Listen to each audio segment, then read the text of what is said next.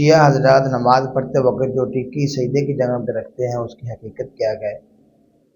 بیان یہ کیا جاتا ہے کہ وہ کہتے ہیں کہ صرف مٹی پہ سجدہ کیا جائے گا اور ہم اپنے ساتھ پاک مٹی ہمیشہ رکھتے ہیں، اسی لیے اس پہ سجدہ کرتے ہیں۔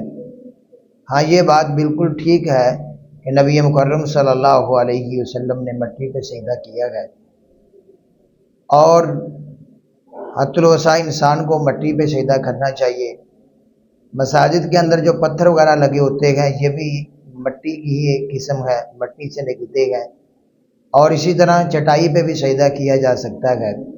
اہل سنت والجماعت کے نزدیک مٹی پہ اور مٹی سے اگنے والی تمام چیزوں پہ سجدہ کیا جا سکتا ہے، اور اسی طرح اون پہ اور بالوں سے بنی ہوئی کوئی بھی چیز اس پہ بھی سجدہ کیا جا سکتا ہے۔ شیعہ مسلک کے نزدیک بھی مٹی اور مٹی سے اگنے والی تمام چیزوں پہ سجدہ کیا جا سکتا ہے۔ شیعہ حضرات نماز پڑھتے وقت سجدے والی جگہ پہ جو ٹکی رکھتے ہیں اس کی اصل حقیقت کیا ہے؟ کیا وہ اتنی ہی سادہ بات ہے جو مسلمانوں کے لیے دکھائی جاتی ہے یا کی جاتی ہے؟ ایسا نہیں ہے۔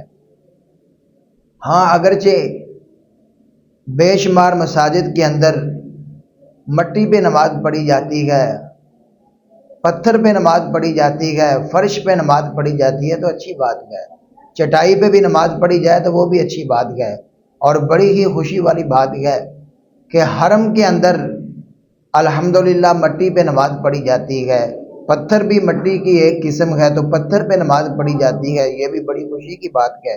یہ حضرات جو اپنے سجدے والی جگہ پہ ایک ٹکی رکھتے ہیں وہ اصل میں مٹی نہیں ہے، سجدے کی جگہ پہ وہ مٹی نہیں رکھتے، وہ مٹی کو سجدہ کرتے ہیں۔ یہ بات بہت سمجھنے والی ہے، سادہ لوگ اس بات کو نہیں سمجھ سکتے کہ اس کی حقیقت کیا ہے۔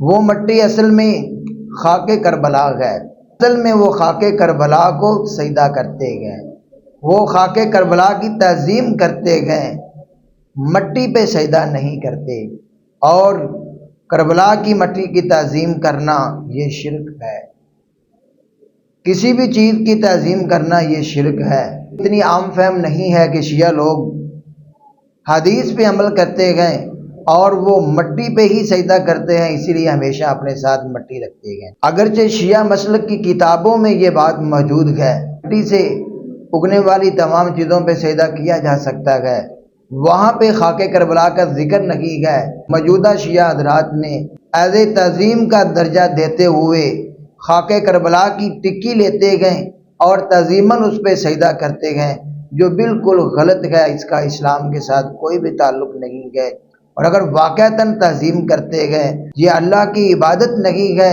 بلکہ اللہ کے ساتھ شرک ہے۔